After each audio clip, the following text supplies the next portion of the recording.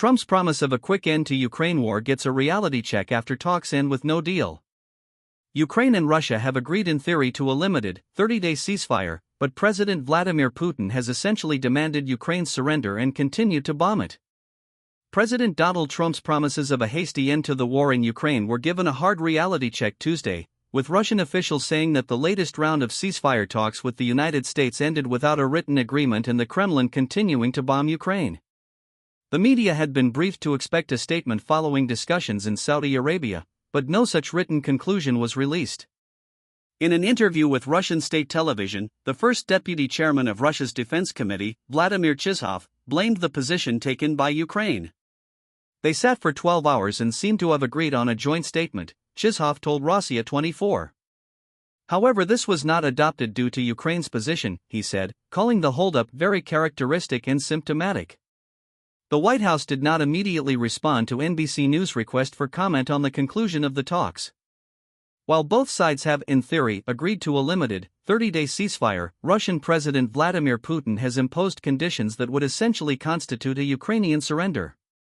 Meanwhile, Kyiv says the Kremlin is clearly uninterested in peace given that it continues to launch nightly mass drone attacks against the country.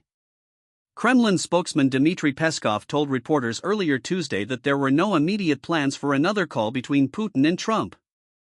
Ukraine, meanwhile, is still counting the casualties from an attack a day earlier in the city of Sumy on a dense residential area, a children's hospital and a school, with authorities so far reporting 101 people injured, including 23 children. Russia fired 139 more Iran-designed Shahed drones into Ukraine overnight, Ukrainian officials said. They added that while 78 were shot down, others caused damage in the regions of Kharkiv, Sumy, Poltava, Kirovohrad, Kyiv, Cherkasy, and Odessa.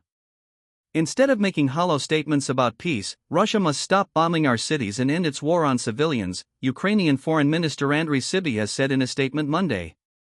Any diplomacy with Moscow must be backed up by firepower, sanctions, and pressure. 3 years after it was invaded by Putin, Ukraine has itself launched retaliatory strikes on targets related to the Kremlin's war effort. On Monday, the Russian Defense Ministry said it shot down a Ukrainian drone headed for an oil pumping depot that supplies the country's energy exports. The ministry said that drone attacks launched by Ukrainian President Volodymyr Zelensky confirms his inability to negotiate. It added, the Kyiv regime continues to deliberately plan, prepare and carry out attacks on energy infrastructure. Russia and Ukraine have continued this mutual bombardment despite agreeing to a limited ceasefire in principle earlier this month. The Kremlin, meanwhile, has issued demands tantamount to a Ukrainian surrender.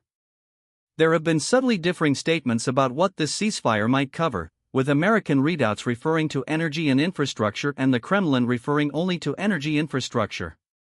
US and Russian negotiators have also presented starkly different accounts of how the talks were going.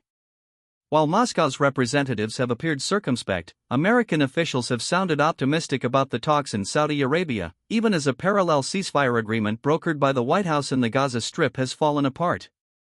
One of the heads of Russia's delegation in Riyadh, Grigory Karasin, was more forthcoming, calling the negotiations very useful. We discussed everything, there was a busy, not an easy dialogue, but very useful for us and for the Americans, he told Russia's state-controlled TASS news agency Tuesday. Of course, not everything was resolved, not everything was agreed upon, he added. One issue being discussed is the Black Sea Initiative, which was designed to help Ukraine ship grain abroad while minimizing the impact of sanctions on Russian food and fertilizer exports. Moscow nixed this deal in 2023, complaining the second half of the deal was not being honored by Western countries. Russian Foreign Minister Sergei Lavrov said Russia would need clear guarantees to resume the deal, and that these guarantees can only be the result of an order from Washington to Zelensky. Trump told reporters in the Oval Office on Monday that territory and lines of demarcation were among the subjects discussed in Riyadh, as well as a proposal by the U.S. to take control of a key nuclear plant in Ukraine.